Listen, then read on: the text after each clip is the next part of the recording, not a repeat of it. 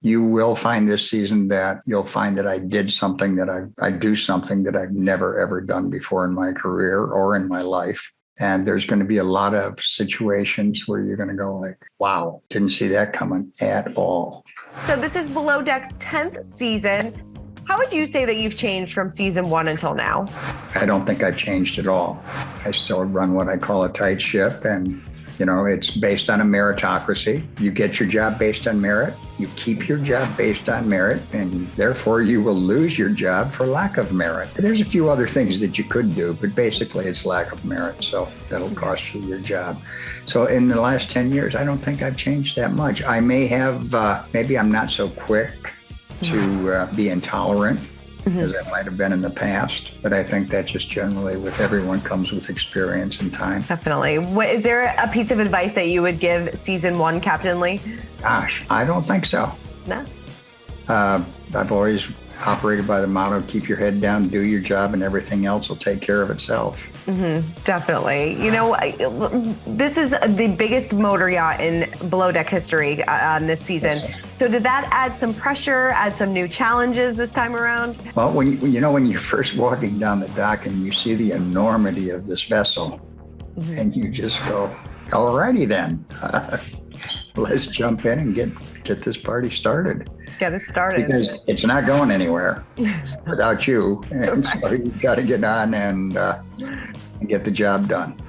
Definitely. And you definitely got the job done. I know that you had back surgery before the season started, and you said your heart and head were there, but your body wasn't. And, it's, magic of editing, we're not sure, but it seems like you may take an early exit from the boat. What can you tell us about that? And how did your back surgery affect you this season? Christina, I can't tell you what's going to happen. My back surgery came out great.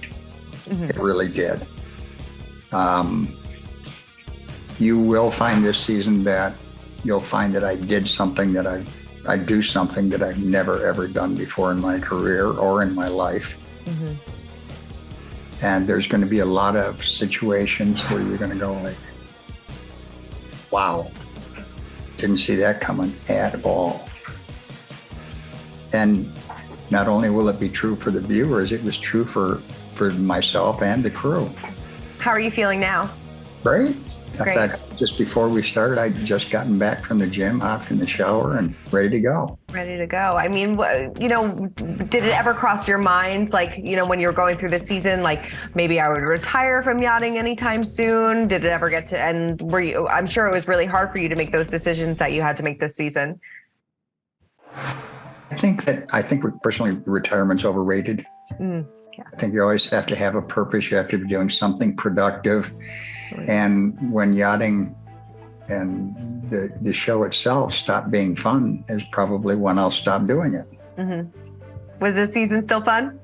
The season was still fun. In spite of everything that popped up, yes, this season was still fun. Definitely. Well, this crew seems flirtier than ever. Do you notice that while you're on the boat? And who was the biggest flirt on board?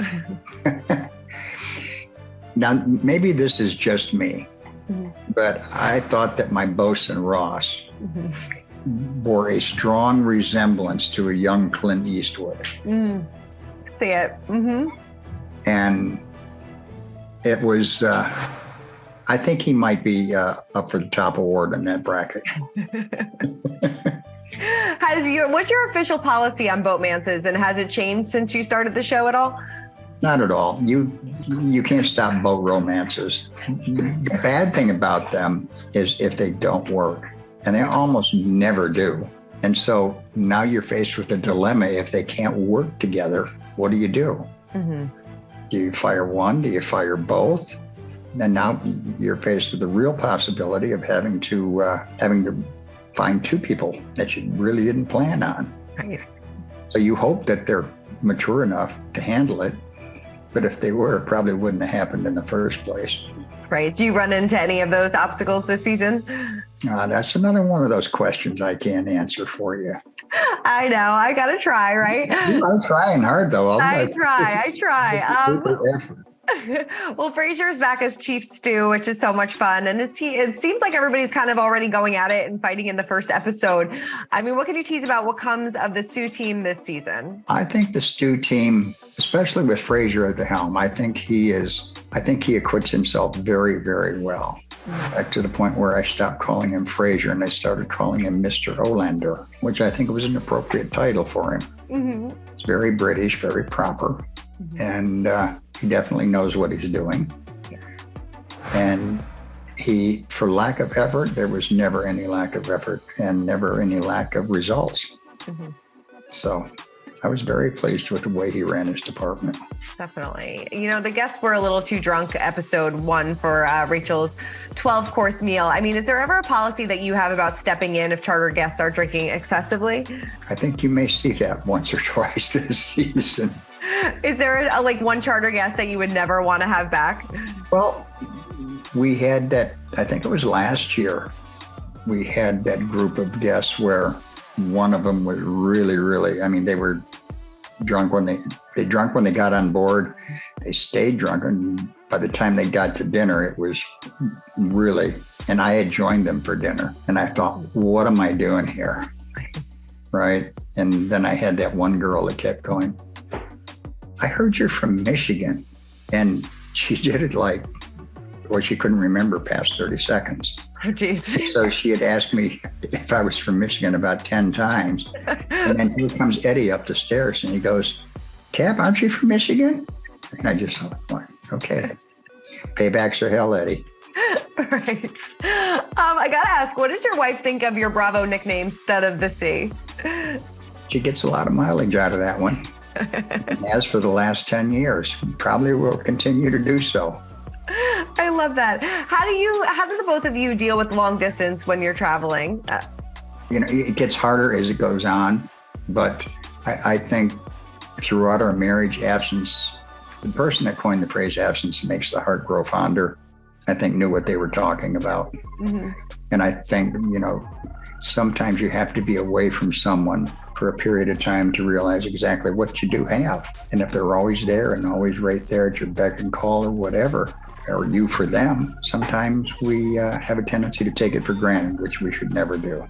Okay. So I think when you are separate, you know, from each other for a period of time, I think it's helpful.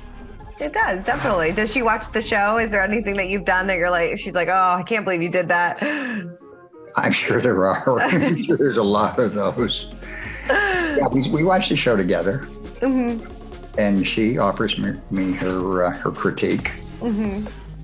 which I take under advisement. I love it. I know you both attended BravoCon. Was there anybody that you were super excited to meet? Anybody that you surprised you in any way? I was super excited to meet Carl Radke in person, mm-hmm. because we had this relationship, but we had never, ever met face to face. And it felt so good to just finally meet him and just walk up and give him a big hug. I saw the birthday shout out that he gave you yesterday. Happy birthday. Happy belated, by the way. Thank you very much. You know, he said that, you know, you helped him through some really tough times. And how did the two of you initially connect? And, you know, what is that friendship like? I called Carl because he had just gone through a situation with his brother that I had been through recently with my son. And we both belong to a club that nobody wants to be a member of. It's so easy when you're in that spot to slip down a rabbit hole that very possibly you may never crawl out of.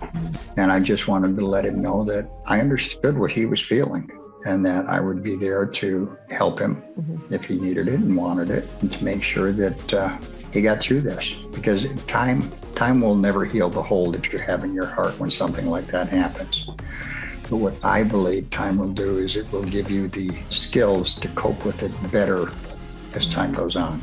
And that's what I wanted to do for Carl, is to get him to that point. Mm-hmm. Do you feel like he's getting to that point? It seems like he's doing well with Lindsay, and, you know, he's got...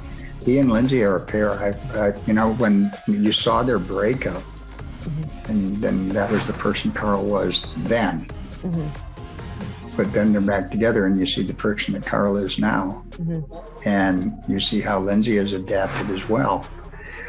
And you're like, when you can make it through something like that, you probably have a pretty good grasp of what's going on. Yeah. Definitely. Yeah, I'm sure. And it seems like he's so very much appreciative of your friendship. And it seemed like it was a great reunion at BravoCon. Oh, I was thrilled. I really was. And the birthday greeting that he sent me it really warmed my soul. Oh, so sweet. That is Very so special. That is, it seems like a special relationship. I love when Bravo worlds collide. I think it's great. Chef Rachel is back this season as well. What was it like working with her again? Rachel just always delivers. Mm-hmm. And I feel the same way about Rachel that I did about Kate. Rachel's in charge of her department and you don't have to worry about it. Well, because she's the only person there. She doesn't have a sous chef. Mm-hmm. She doesn't have somebody else to help her prep. And I think that's one of the reasons that sometimes the meals are elongated, but doesn't make them any less spectacular. I was starving after watching what she just served. It looked amazing. I tried to get the guests to pace themselves. Mm-hmm. So you don't have to finish every course. Right. Because otherwise you're not going to make it to the end. No, definitely not. Rachel made some headlines recently about some things that she said about Southern Charms Austin. Do you ever pay attention to stuff like that? Are you ever offended by some of her language? I don't give it a lot of weight. It doesn't mean a lot to me because usually it's about things that don't really mean much anyhow. My philosophy is like, are you going to think about this months or a year from now? And if the answer is no, then there's no point in getting your knickers in a wad about it. Right. Eddie said recently that he'll never be back on Below Deck again, and he also wasn't asked back, possibly due to pay issues and things like that. Do you blame him for? I've learned that never say never, because things change, attitudes change. I used to like Coca-Cola, now I don't care for it so much. It's just, you're going to morph into something different as time goes on. Mm-hmm. So never is a big word and it's a very long time. So, would you ever work with him again? Absolutely. Mm-hmm. Yeah, I'd work with Eddie in a heartbeat. Yeah. I know you and Kate have remained close since she left the show. Do you think that she'd come back? And how is she doing? I think Kate would come back under the proper circumstances. I'm not sure she'd come back as a chief stew.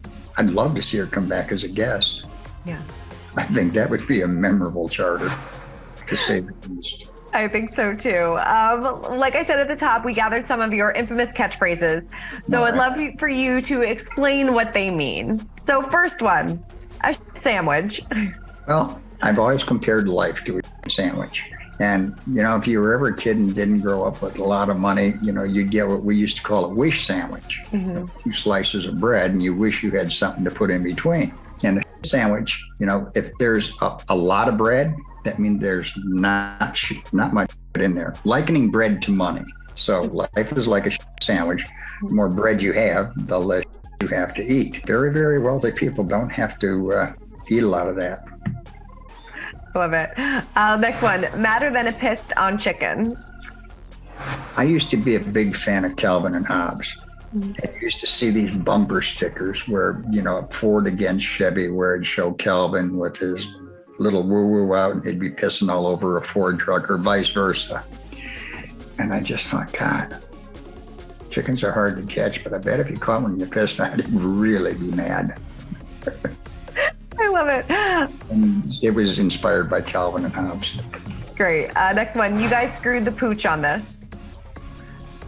Screwing a pooch is a term I've been using for years because it's like, well, I used screw the pooch, but there's another term that's not quite so, shall we say, acceptable. Mm-hmm. And that's the term that we used to use when we would, when I was working high steel. And somebody wasn't carrying their weight. We just go to the foreman and tell him, this guy's really humping the dog here. And we're not going to carry him. So that's when the guy would generally get 2 paychecks and a roadmap. Next one, bucket up cupcake. Yeah, suck it up cupcake is, when things get going tough, you just got to suck it up, deal with it. Okay, your leg just fell off. All right, I'm fine with that. But, you want me to work past 5 o'clock? Really? And what do you mean I got to, I can't sit down and have a beer break at lunch? No, it's called work for a reason. It's because it's something that you're doing that you have to do and you'd rather be doing something else. So suck it up and get after it. I would rather drag my stick through 10 miles of broken whiskey bottles. Yeah, that's when you're forced to do something that you really, really don't want to do. Like have those particular charter guests back on board ever again. That's when I would rather drag my through 10 miles of busted whiskey bottles than to deal with those people. I love it. Go chew on somebody's ass. Yeah, that's when you've really screwed the pooch. If I'm coming to chew on your ass, yeah, it's not going to be pretty. No, it's not. Captain Lee, are there any others that we missed? Any favorites? Maybe ones that we're going to hear this season? I think there's a couple that you're going to hear this season that haven't been heard before, and I'll just leave it at that. All right. Well, Captain Lee, thank you so much. I really appreciate the time and can't wait to see how the rest of the season unfolds. Thank you so much. Have a good one. Thank you. Bye-bye. Bye. For more news, content, and exclusive interviews, make sure to hit the sub, like, and bell button down below and visit usmagazine.com.